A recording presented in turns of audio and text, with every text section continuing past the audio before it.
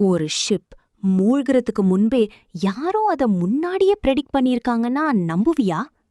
1912ல உலகத்துல பெரிய luxury ship RMS Titanic. இந்த ஷிப் ஒருபோதும் மூழ்காதுன்னு எல்லாரும் நம்பினாங்க. ஆனா ஒரு ஷாக்கிங் விஷயம் என்னன்னா, டைட்டானிக் லான்ச் ஆகிறதுக்கு 14 வருடத்துக்கு முன்னாடி மார்கன் ராபர்ட்சன் என்ற ஒரு எழுத்தாளர் futility or the wreck of the டைட்டன்னு ஒரு நாவல் எழுதியிருந்தார். அந்த கதையில ஒரு ஷிப் பெயர் டைட்டன்.